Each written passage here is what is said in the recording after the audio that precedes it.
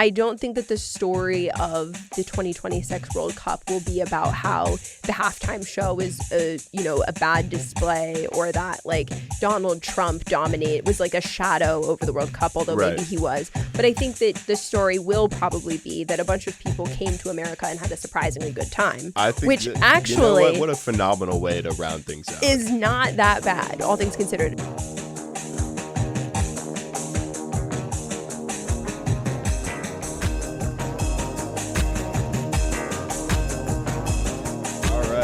Welcome back. You're listening to the Side Projects podcast. We help marketers understand what cultural relevance actually means and requires from the people shaping media, art, tech, and the beautiful game. Clara, how are you doing? It's the World Cup. Hallelujah. Hallelujah. What? Keep it going. Do you remember that Justin Bieber, he changed the lyrics of his song? Oh. The World Cup Hallelujah. Yeah, I can't say hallelujah. That was quite strange. But yes, it was very odd. But yeah, we need some good. Soul up in here. I know. That was strange. It would have been funnier if I hadn't butchered hallelujah, but whatever. It's all right. It's a real authentic reaction. Yeah. But yes, as you were getting to, the World Cup has just wrapped up. Spain, in a dominant but otherwise kind of uninspired performance, won the trophy for just the second time. Believe it or not, Clara, just the second time. I was inspired. You didn't find their performance inspiring? They have a way of playing that is very methodical. I wouldn't say it's the most beautiful. But, they were playing up against an Argentine squad that I think can best be defined as 5'3" with an attitude. Oh, okay. Yes, they have one of the greatest players, the maestro, to ever touch the pitch. But I do not like a lot of their players or their style of play. I felt that way watching as well. And I think that is a through line throughout the tournament. And, I think there was a lot of kind of skepticism and ill will built up and simmering prior to the tournament. You could chalk that up to the price gouging, the kind of manufactured diplomacy of the FIFA Peace Prize, which was created and then given to the President of the United States. The hydration breaks. The Side Projects Peace Prize goes to Eli and I this year, incidentally. For who? The hydration breaks, and then kind of like the simmering geopolitical tensions throughout. There was some back and forth with the Iranian national team. They were not allowed to stay in the U.S. There was a referee from Somalia who had his license revoked right before the tournament. But I think overall, kind of the performance on the field and the games really did deliver. Did you have what was your high and who had your back, of the tournament gameplay? I know that you were watching each game glued to the monitor. Well, couldn't even get you to do any work. In fact, I was. I mean, this is maybe a bit inside. Well, whatever. We had most of the games on in the office throughout the course of the tournament. And so I feel like this was the World Cup where I actually watched probably the most out of any previous series or whatever you call them as a whole. But I don't know. I feel like it was nice to feel like much more immersed in it this year, I feel like was my high in general. Like I think also the fact that some of the games were in the New York, New Jersey area. Right, of course. The famous New York, New Jersey Stadium. Yeah, the New York, New Jersey Stadium. It was nice, and we're close to Penn Station, so it was nice to see people, in scenic Penn Station area. But it was, nice to see people in their jerseys. You should watch the sunrise from Port Authority. I know. It's beautiful. Port Authority Henge.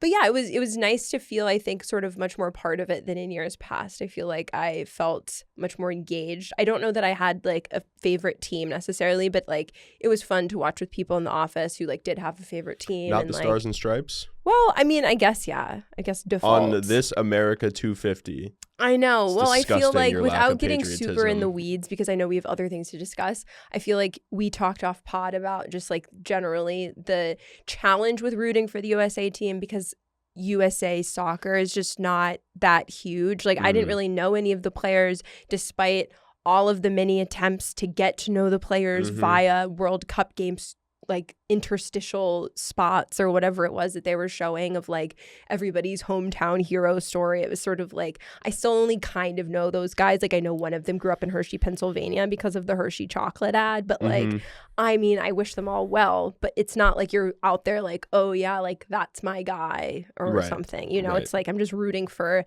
the USA in abstract, which always feels a bit weird too. It feels very like back-to-back World War winner type of behavior. So like, I don't know. What was your high, Eli? And who had your back? Man, yeah, whoever's YouTube. Shout out Cole. Yeah, I was gonna say the... whoever's YouTube TV account was logged in. Definitely who had all of our backs. Although I did watch a lot of the games on Telemundo. Yeah, A, as did many Americans. I have a Peacock account. Many Americans. And B, because they did not go to commercials during the hydration breaks. Fun fact, the commercials on the lower end for the hydration breaks, $300K to book. Between $300 and $750K to book. Crazy. The high, which quickly turned into a low, actually. And if you know me, you know that's kind of how it goes. You have this kind of mercurial the classic sensibility. Eli pipeline. The performance that the Egyptian team put in against Argentina, that was one of the better games I've seen in a very long time. And a lot of it was ruled out by this pesky, corrupt video assistant referee, which we won't discuss here. But I thought that was a phenomenal game. Also, Cape Verde and this like absolute curler from, I forget what this guy's name is, against Argentina. Again, they're really bringing themselves out to be the villain. But he scored this absolute beauty and then ran all the way down the other end of the pitch to hug his girlfriend, which was quite endearing. That's very nice. Love wins. And love is winning all the time, even during the halftime show. Yeah, which we will get to. Okay.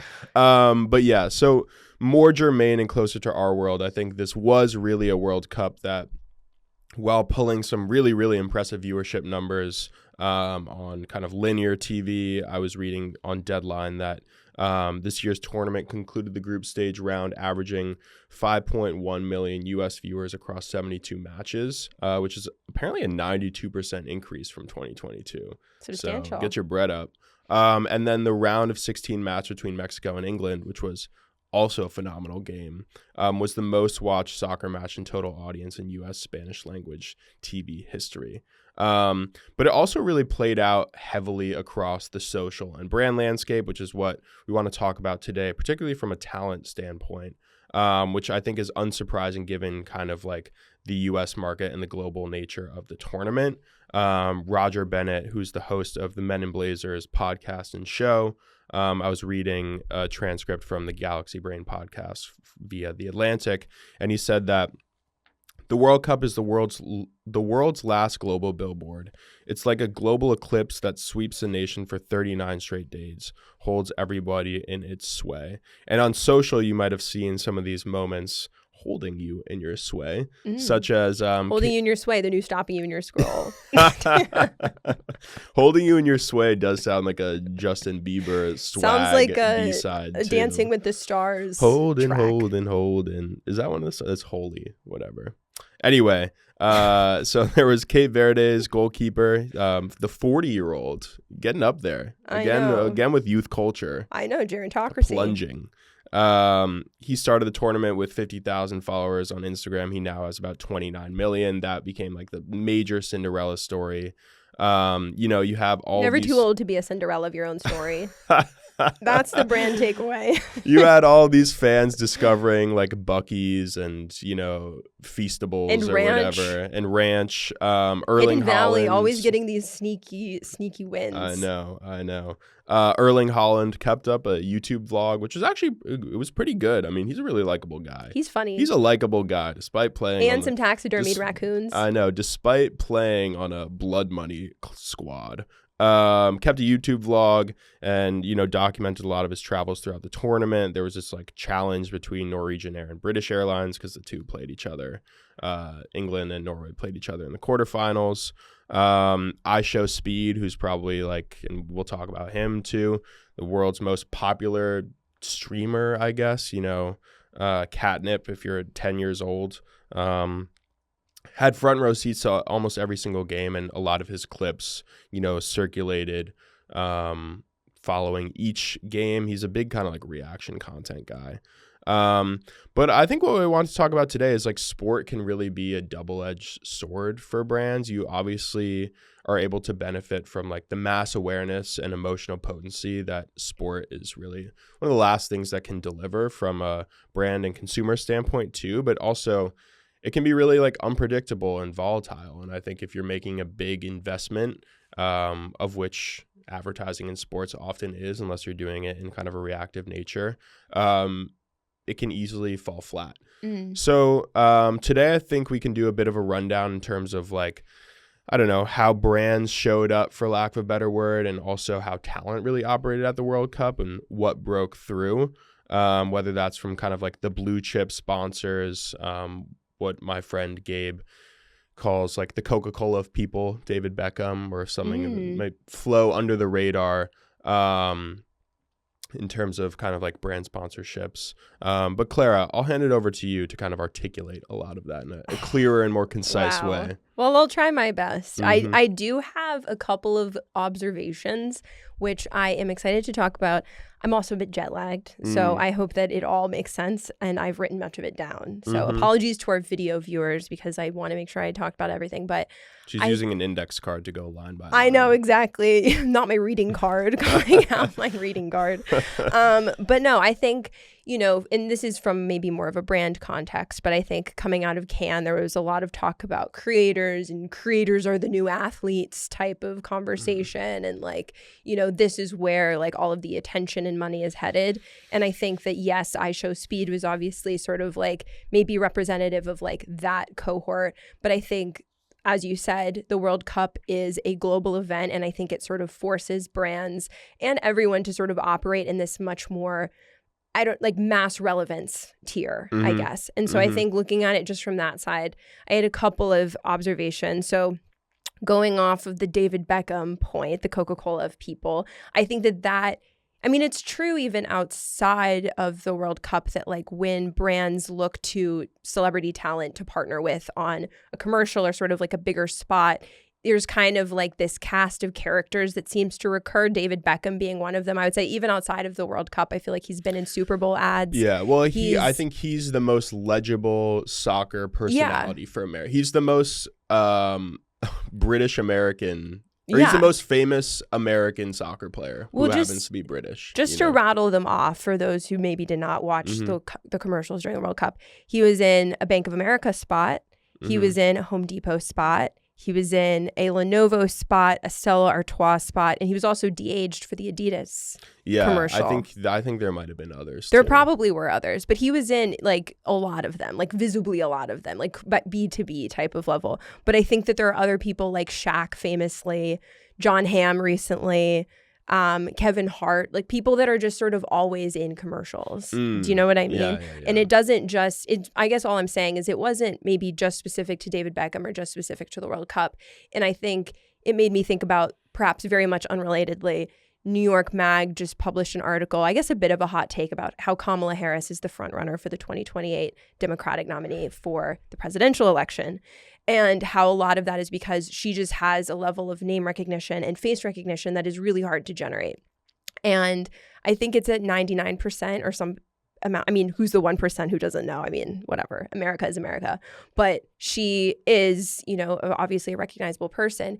And I think that it's sort of like where that sort of niche thing, I guess, cuts the opposite way, where because there's so many celebrities where it's like, oh, is that guy from Heated Rivalry, or is that the guy from the other hockey college show? Like there are so many celebrities that sort of exist, not in the tier of creator talent or even in niche talent, but are just sort of in this like netherworld of being plausibly recognizable, like the mom in Dune, Rebecca, what's her face, where it's like she's in a lot of stuff. But it's like you wouldn't see her in a commercial, or you wouldn't see her as like a spokesperson for someone. And I think it's maybe just more of a general observation, but I think face recognition is sort of one of those things that is also sort of like, I don't know, like gerontocracy type of point, I guess. But like it's really hard to generate that, I guess, at this point. So that was just one observation. And then the halftime show is obviously another, maybe, I guess, obviously late breaking thing that has generated a good amount of discourse. I think most of it ambivalent, if not enjoying it at all. But I think it was, to me, or my immediate sort of thought in watching it was like, it had this For You page type feeling to it, where before anything, you were just sort of watching clips of stuff and transitioning very rapidly between things that like felt like they had very little to actually do with each other. So just as an example of some of the things that were included in the halftime show, there was Madonna, Shakira, Justin Bieber, BTS, Chris Martin, whose anti-poverty platform Global Citizen helped to produce the spot, or helped to produce the halftime show, which I didn't know that. I read that in the New Yorker.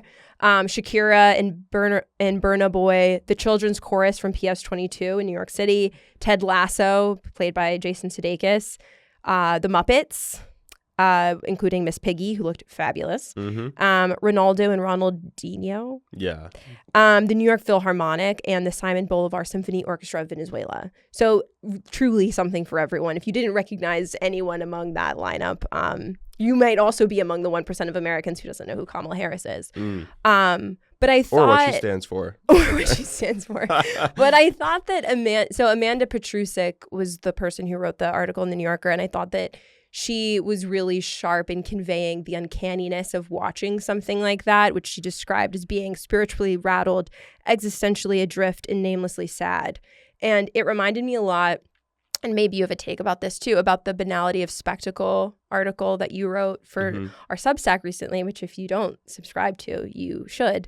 But I think it felt, I don't know, like one of those things that is sort of trying to appeal to everyone and thereby does not appeal to anyone, which is sort of an obvious point perhaps. But I think that what made it feel maybe especially sour or off was that I think, and for those who didn't see it, there was sort of at the end this sort of very ostentatious love banner. There was like a and We the Are the children World singing type and of thing Shakira, and going I on. think like I think a lot of the story on the ground in all of these different cities across Canada, South America, or Mexico, and the US has been about like, you know, all of these people coming together and welcoming each other. And there is this very real story about connectedness and community building between nations and realizing that the people of a country aren't the leaders of a country. And like to have that sort of juxtaposed so immediately against this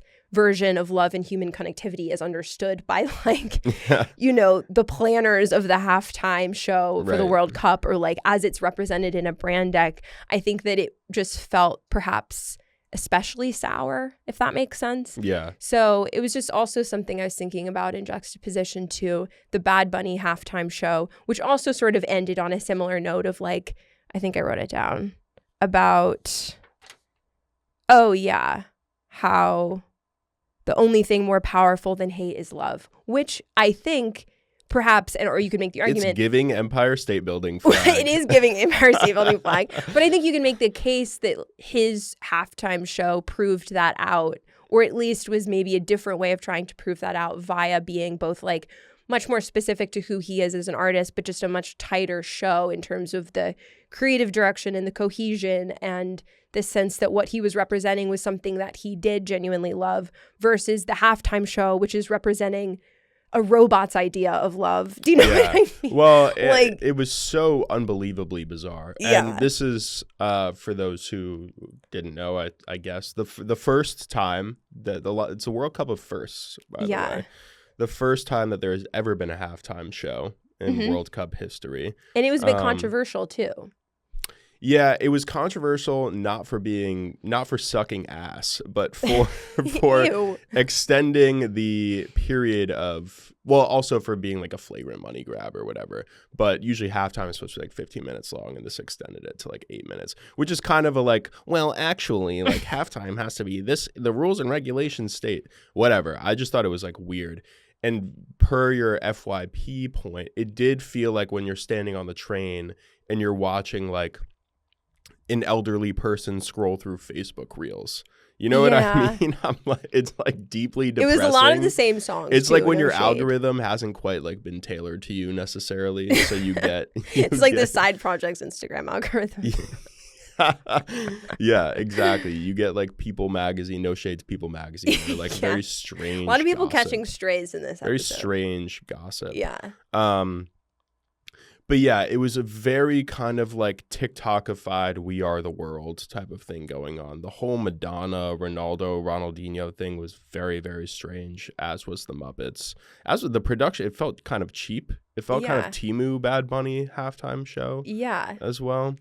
But yeah, I don't know. I think for all of the like very, very valid complaints about FIFA and, you know, the egghead that is Gianni Infantino, etc. Like, I think it's still very hard to pull people away from watching the actual games. Like, even historically, like sports boycotts are very challenging. Mm-hmm. Like, you know, there have been tournaments hosted in explicitly fascist countries, Argentina in the 80s, Brazil in the 70s, Italy in the 30s, etc. And obviously there wasn't like a big media ecosystem like that in the 30s, but it's very hard to get people to not watch the games or to go to the games. Mm-hmm. What you need to know about Mussolini's Italy. Yeah, thank you. The fucking now this of the Italy. Now this of what you need to know about 1930. Yeah, I was trying to do a transatlantic accent. Anyway. My one worry, I suppose, is that the genie's kind of out of the bottle in this one. Similar to how you like, you know, you're just stuck with flying on an airplane now. You're just stuck with like the lack of leg room, the fact that your Cheez-Its bag is like 33% smaller, the kind of disgust that the flight attendant looks at you when you're sitting in 36B. Yeah. Do you want the quinoa crisps or the No, the mixed I don't want salt? any. I don't the want mixed any of salt that. bag. And FIFA has made just a shit ton of money, you know, and they've got very limited, like, real institutional pushback. So I think that we're probably going to see something very similar to this. Next time, you mean?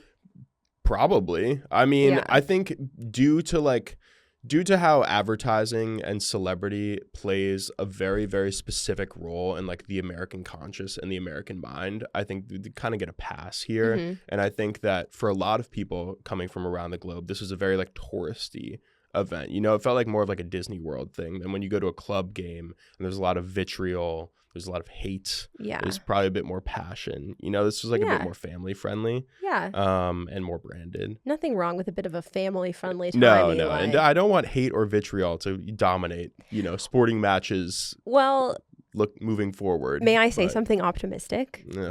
Yeah. Well, I'm just thinking coming off of my vacation, I'm feeling maybe in a more positive mood. Surprise. But I think, and I don't know, maybe you disagree with this. I think that despite however you feel about the halftime show or however you feel about, you know, David Beckham being the face of American soccer, I feel like...